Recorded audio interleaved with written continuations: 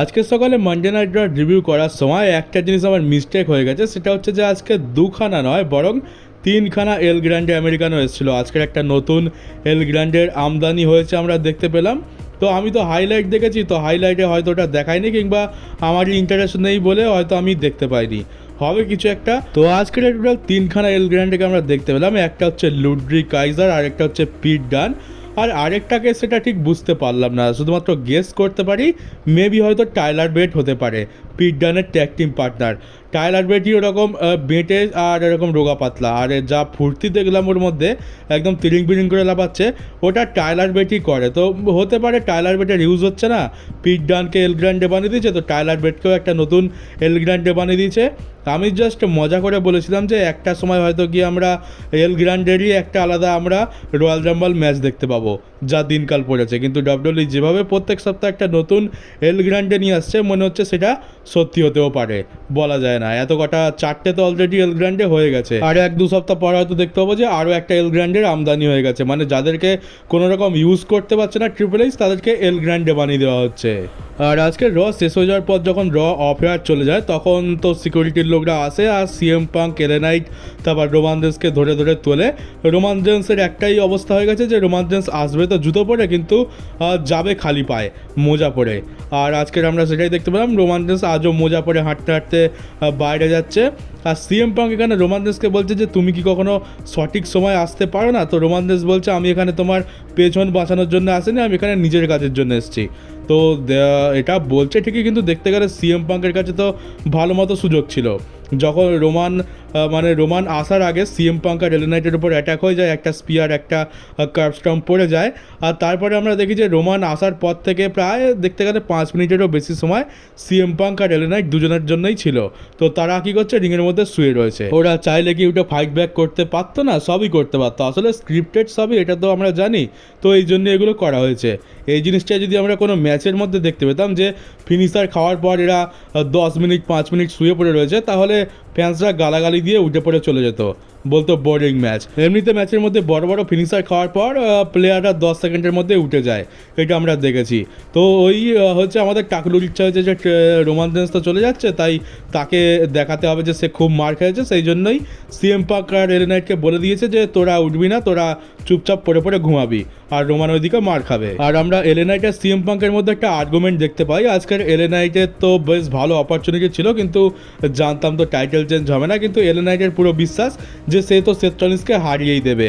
কিন্তু CM punk এসে যাওয়ার ফলে ওটা ডিসকোয়ালিফিকেশানে এন্ড হয়ে যায়, আর যার ফলে এখানে এলএ নাইটের পুরো পার্টি খারাপ হয়ে যায়। তো সেই জন্য একটু এদের মধ্যে আমরা দেখতে পেলাম, মানে এদের মধ্যে একটু ইন্টারাকশান দেখতে পেলাম। হয়তো পরের সপ্তাহে এলএ নাইট, সিএম পাঙ্ক আর সেথ রলিন্স এরা তিনজনেই নিজেদের মধ্যে ফিউড শুরু করবে। আর মেবি হয়তো ক্ল্যাশ ইন প্যারিসে আমরা একটা ট্রিপল থ্রেড ম্যাচ দেখতে পেতে চলেছি, CM Punk versus Seth Rollins versus LA Knight. আর এবার এটা প্রায় অলমোস্ট কনফার্ম যে এখানে ক্যারিয়ান ক্রস আর ক্যারিয়ান ক্রসের বউ স্কারলেট আর এই মানে ডাব্লিউডব্লিউ থেকে রিলিজ হতে চলেছে, কারণ তাদের কন্ট্রাক্ট এখনও তাকে নতুন কোনো কন্ট্রাক্ট অফার করাই হয়নি, ফাইটফুল সিলেক্টের তরফ থেকে নিউজ এসছে। আর যেভাবে তাকে সামারস্ল্যামেতে হারানো হলো, আমার তো আর মনে হয় না যে কোনো রকমের পুশ একে করা হবে, বা আদৌ ডাব্লিউডব্লিউকে কোনোভাবে সিরিয়াসভাবে নিচ্ছে। এর কন্ট্রাক্ট শেষ হয়ে যেতে চলেছে পরের মাসে, আর এর রিলিজ হতে চলেছে, এটা আমরা পুরো ভালোভাবে বুঝে গেছি। আর ডাব্লিউডব্লিউ যদি এদেরকে ডাকার ইচ্ছা হতো, তাহলে এতদিনে নতুন কন্ট্রাক্ট সাইন অলরেডি হয়ে যেত। তো এখন শুধু সময়ের অপেক্ষা, কিন্তু বলা যায় না, যদি ট্রিপল এইচের মন পরিবর্তন হয় তাহলে মেবি হয়তো নতুন কন্ট্রাক্ট শেষ মোমেন্টে অফার করেও দিতে পারে। তবে মনে হয় না ক্যারিয়ান ক্রসকে ট্রিপল এইচের আর খুব একটা পছন্দ। আর যদি ক্যারিয়ান ক্রস রিলিজ হয়ে যাওয়ার পরে আমরা আর্টরুথের মতোই সিন দেখতে পাই, তাহলে ট্রিপল এইচ হয়তো ভয় পেয়ে আর্টরুথের মতো ক্যারিয়ান ক্রসকেও নিয়ে চলে আসবে। কিন্তু ওই কিছুদিন পর আর্টরুথকে যেমন গায়েব করে দিয়েছে, তেমনি ক্যারিয়ান ক্রসকেও গায়েব করে দেবে। এদের ডাব্লিউডব্লিউতে তো কোনো রকম ভবিষ্যৎ নেই, যদি কিছু করতে হয় তো বাইরের কোনো কোম্পানিতে গিয়েই করতে হবে। আর ফাইনালি এতদিন পর ব্রন স্ট্রোম্যানেরও একটা টুইট আমরা দেখতে পেলাম। ব্রন স্ট্রোম্যান তো এতদিন চুপ করেছিল, কিন্তু ক্যারিয়ান ক্রসের এই সিন দেখে ব্রন স্ট্রোম্যান একটা টুইট করে জানিয়েছে যে ডাব্লিউডব্লিউ শুধুমাত্র এখানে ফ্যান্সদের কোনো কেয়ারই করে না, ফ্যান্সদের ইমোশনের কোনো রকম দাম নেই, এমনকি সুপারস্টারদেরও কেয়ার করে না। ডাব্লিউডব্লিউ শুধুমাত্র নেপোটিজমের প্রোডাক্টদের তুলতে ব্যস্ত, আর যারা তাদের ফেভারিট লোক, যারা তাদের খাস লোক, তাদের বন্ধু, তাদেরকেই ডাব্লিউডব্লিউ সাপোর্ট করে। মানে ট্রিপল এইচের যারা পছন্দের আর ট্রিপল এইচের যারা খুব ভালো বন্ধু তারাই শুধুমাত্র ভালো বুকিং পাবে, আর বাকিদেরকে এদের মতো রিলিজ করে দেওয়া হবে। তো ব্রন স্ট্রোমান এর আগেও রিলিজ হয়েছে, কিন্তু সে সবসময় ডাব্লিউডব্লিউইর প্রতি লয়াল থেকেছে। আমরা এর আগেও দেখেছি যে ডাব্লিউডব্লিউ তাকে বাজেভাবে বুক করেছে, তাকে রিলিজ করে দেওয়া হয়েছে, কিন্তু ব্রন স্ট্রোমান কখনও ডাব্লিউডব্লিউ সম্পর্কে এত বাজে কথা বলেনি, বা বলতে পারো তো কোনো বাজে কথাই বলেনি। কিন্তু শেষ পর্যন্ত এইবারে যেটা হলো, এরপরে ব্রন স্ট্রোমানের পুরো মন ভেঙে গেছে। সে তো ডিপ্রেশনেই চলে গেছিলো আর বলে দিয়েছিল যে সে এখন রিটায়ারই হয়েছে, মানে রিটায়ারই প্রায় বলতে পারো। এখন আদৌ সে রিটায়ার হবে কিনা সে তো তার নিজস্ব ব্যাপার, কিন্তু ব্রন স্ট্রোমান ফাইনালি এবারে ডাব্লিউডব্লিউ সম্পর্কে কিছু খারাপ কথা বলেছে। তো বুঝতে পারছো কতটা বেশি হার্ট হয়েছে ব্রন স্ট্রোমান, তার পুরো মনটাই ভেঙে গেছে। আর সামারস্ল্যামে তোমরা জন সিনা ভার্সেস কোডি রোডসের ম্যাচে যে পাসিং দ্য টর্চ মোমেন্টটা দেখতে পেলাম, এটা এই জেনারেশনের জন্য একটা অনেক বড় উদাহরণ হয়ে গেছে যে পাসিং দ্য টর্চ অ্যাকচুয়ালি হয় কীরকম। এটা আমরা অনেক বছর পর পর একবারই দেখতে পাই। একটা সময় আন্দ্রে দ্য জায়েন্ট হাল্ক হগানকে পাসিং দ্য টর্চ করেছিল, তারপর হাল্ক হগান রককে করে, রক জন সিনাকে করে, আর তারপরে এত বছর পর, প্রায় 13-14 বছর তো হয়ে গেছে, এই 13-14 বছর পর আমরা জন সিনাকে কোডি রোডসকে সেটা করতে দেখতে পাচ্ছি। তো এটা একটা পাসিং দ্য টর্চের অনেক বড় উদাহরণ। আর যারা নতুন ডাব্লিউডব্লিউ ফ্যান, যারা নতুন ডাব্লিউডব্লিউ দেখা শুরু করেছো এই রিসেন্ট টাইমে, তাদের জন্য তো এটা খুবই কার্যকর, আর তারা এখান থেকে অনেক কিছু শিখতেও পারবে। আর সামারস্ল্যামেতে যে ম্যাচটা হলো, এটা নিয়ে টোটাল 5খানা ম্যাচ আমরা কোডি রোডস আর জন সিনার মধ্যে দেখতে পাচ্ছি, যার মধ্যে এই প্রথমবার কোডি রোডস এই ম্যাচ মানে জন সিনার এগেনস্টে ম্যাচ জিতলো। এর আগে যে 4টে ম্যাচ হয়েছে প্রত্যেকটাই হেরেছে। 2025 সালে তো আমরা আলটিমেট কোডি রোডসকেই দেখতে পেয়েছিলাম রিটার্নের পর, তো ওইটা তো জন সিনা হিল টার্নের ফলে জিতে গেছে। আর এর আগে যে 3টে ম্যাচ হয়েছিল সেগুলো বহু বছর আগে, তখন তো কোডি রোডসের একটা জোকার ক্যারেক্টার ছিল, তো ওটা নিয়ে বলে আর লাভও নেই। আর এরপর থেকে আমরা শুধুমাত্র সামারস্ল্যাম আর রেসলম্যানিয়া নয়, বরং সার্ভাইভার সিরিজ আর রয়্যাল রাম্বলের দুটো নাইটের দেখতে পাবো। টিকেও এমনটা প্ল্যান করছে যে পরের বছর যে সার্ভাইভার সিরিজ ওয়ার গেমসটা হবে সেটা দুটো নাইটের হবে, আর 2027 সালের রয়্যাল রাম্বল ওটাও দুটো নাইটেরই হবে। এই বছর তো অ্যানাউন্স করা হয়ে, মানে এই বছর নয়, পরের বছর তো অ্যানাউন্স করা হয়ে গেছে যে রয়্যাল রাম্বল সৌদি আরবে হবে আর একটা নাইটেরই হবে, তাই ওটাকে তো আর কিছু করতে পারবে না। কিন্তু এর পরের বছর থেকে সার্ভাইভার সিরিজ আর রয়্যাল রাম্বল দুটোই দুটো নাইটের হবে, কারণ দুটো নাইটের করলে ডাব্লিউডব্লিউ বেশি টাকা কামাতে পারে, বেশি বিজনেস করতে পারে, বেশি বেশি স্পন্সরশিপ পাওয়া যায়, আর টিকিটের দাম বাড়িয়ে এরা নিজেদের প্রফিট দ্বিগুণ নয় বরং 4 গুণ 5 গুণও করে দিতে পারে। আর এবার ফাইনালি ব্রক লেসনারের সিচুয়েশনকে নিয়ে কথা বলা যাক। তো ব্রক লেসনার রিটার্ন করার পর বেশিরভাগ লোক তো খুশি হয়েছে, কিন্তু এক সংখ্যক ফ্যান বেস রয়েছে তারা বলছে যে ব্রক লেসনারকে কেন রিটার্ন করানো হলো, ব্রক লেসনারকে বয়কট করা হোক, ব্রক লেসনারের অ্যালিগেশন লাগানো হয়েছে, তাকে কেস করা হয়েছে, সে খারাপ জিনিসের সাথে জড়িত, আর এরকম একটা লোককে ডাব্লিউডব্লিউ কেন ফিরিয়ে আনলো। তো এইটা নিয়ে তো কিছু বলার নেই। এক তো হচ্ছে আমেরিকান ফ্যান্সদের ওপিনিয়ন, যেটা কোনো ম্যাটারই করে না, মানে এদের বুদ্ধি তো হাঁটুর নিচে থাকে। এরা কীরকম আমরা খুব ভালো করে জানি, সারা দুনিয়ার লোকের বুদ্ধি একদিকে আর এই আমেরিকানের ইংরেজদের বুদ্ধি আরেকদিকে। তো এদেরকে নিয়ে তত কেয়ার করার কিছু নেই, আমরা তো অ্যাকচুয়ালি কেয়ার করিও না। ডাব্লিউডব্লিউ যেহেতু একটা আমেরিকান কোম্পানি, ওরা কেয়ার করতে পারে, তবে আমরা জানি যে এরা কতটা বেশি নচ্ছার। আর বাস্তবটা হচ্ছে যে যখন কোনো জিনিসের একটা বড় ফ্যান বেস হয়ে যায় তার টক্সিক ফ্যান বেসও থাকে। এখন যদি রোমানকে চ্যাম্পিয়ন বানিয়ে দেওয়া হয় তাহলেও বেশ কিছু লোক আপত্তি করবে, বয়কট করবে। কোডিকে চ্যাম্পিয়ন বানিয়ে দিয়েছে তাতেও আপত্তি, জন সিনা চ্যাম্পিয়ন থাকলে তাতেও আপত্তি, ড্রু McIntyre, Randy Orton, CM punk, যাকেই চ্যাম্পিয়ন বানানো কেন খুবই আপত্তি। আর একটা বড় এক্সাম্পল দিই, এই যে ভিন্স ম্যাকম্যান, সবাই এখন কান্নাকাটি করছে যে ভিন্স ম্যাকম্যান ফিরে এসো, ভিন্স ম্যাকম্যান ফিরে এসো। যদি ভিন্স ম্যাকম্যান সত্যি সত্যি ডাব্লিউডব্লিউ কোম্পানিকে আবার কিনে নেয়, আবার ফিরে আসে, তখন এক ঝাঁক লোক বলবে যে না, ভিন্স ম্যাকম্যানের চরিত্র খারাপ, ভিন্স ম্যাকম্যান খুবই খারাপ একটা লোক, আর ডাব্লিউডব্লিউ কোম্পানির মালিক, এটা তো হতেই পারে না। ভিন্স ম্যাকম্যানকে বয়কট করো, ভিন্স ম্যাকম্যানকে ডাব্লিউডব্লিউ ছেড়ে চলে যেতে বলো। এটা হয়ে থাকে, এটা প্রত্যেকবারই হবে, এটাকে কিছু করার নেই। টক্সিক ফ্যান সব জায়গায় ভরে পড়ে রয়েছে। আর তার উপরে বলতে গেলে এই আমেরিকান লোকরা কি করে অন্যের চরিত্রের বিচার করতে পারে, মানে এদের তো আর কিছু কেচ্ছার কথা তো আমরা সকলেই জানি। আমেরিকা এমন একটা দেশ যেখানে 10 বছরের বাচ্চারা সেই সব কাজ করে বসে থাকে যেগুলো আমরা 30 বছরেও করতে পারি না। সেগুলো মানে আমাদের কাছে শুধুমাত্র স্বপ্ন। কোন কাজের কথা বলছি সেটা তো তোমরা খুব ভালো করেই জানো। আমেরিকাতে বাচ্চারাও ভার্জিন নয়, আর তার উপরে কার কটা বাবা মা, কার কটা বউ, এর তো কোনো ঠিক নেই। যে যার সাথে পাচ্ছে তাই করতে পারছে। আর এদের কালচার হচ্ছে যে যত বেশি ন্যাংটো হতে পারবে তত বেশি মডার্ন, এটা তো হচ্ছে এদের কালচারের ছিঁড়ি।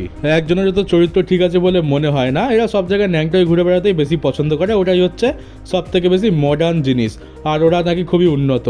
আর এরা ভালগারিটি ছাড়া আর কিছুই ছড়াতে পারে না। আর এরা বলে নাকি এশিয়ান কান্ট্রি যেমন ইন্ডিয়া, বাংলাদেশ, শ্রীলঙ্কা, নেপাল এইসব দেশগুলো অনুন্নত, এদের নাকি কালচার নেই। তো কালচার হওয়া বা উন্নত হওয়ার মানে যদি ওই রকম ভালগারিটি ছড়ানো হয়, ওর থেকে তো আমরা এরকমই ভালো আছি।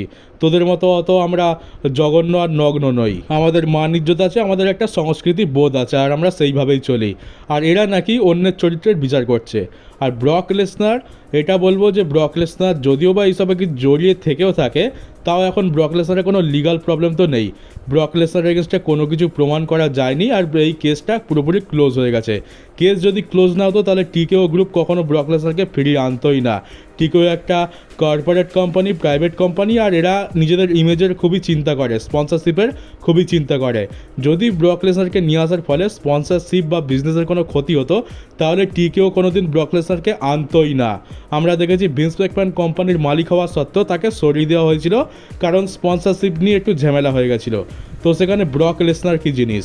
ব্রক লেসনার এখন পুরোপুরি কেস থেকে মুক্ত, কোনো লিগাল প্রবলেম নেই, আর ব্রক লেসনারের এগেনস্টে কোনো দোষ কেউ প্রমাণ করতে পারেনি। আর যদি দোষ প্রমাণ করেও দিত, তাও কিছু প্রমাণ হতো না, কারণ হচ্ছে এক্স্যাক্টলি অ্যালিগেশনটা এমনটাই লাগানো হয়েছিল যে ব্রক লেসনারের কিছু করার কথা ছিল, কিন্তু ব্রক লেসনার সেটা করতে পারেনি বা করেনি।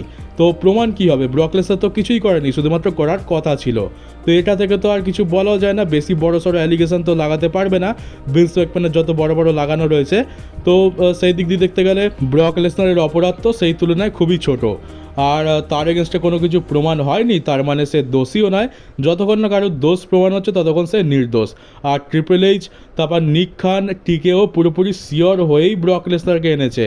ব্রক লেসনারের ব্যাপারে যে যাই পারে বলুক না কেন, আমরা জানি যে ব্রক লেসনার একটা অনেক বড় নাম।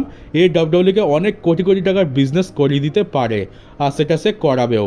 আর এরকম টক্সিক ফ্যান বেস তো সবারই রয়েছে। আমরা রেসলিংয়ের টক্সিক ফ্যান দেখেছি, এইডাব্লিউতে টক্সিক ফ্যান রয়েছে, আর ডাব্লিউডাব্লিউর টক্সিক ফ্যান রয়েছে, আর সুপারস্টারদের তো টক্সিক ফ্যান ভরে রয়েছে। তো ওইসব নিয়ে চিন্তা করে কোনো লাভ নেই, ওইসব আমাদের ভাবার বিষয় নয়।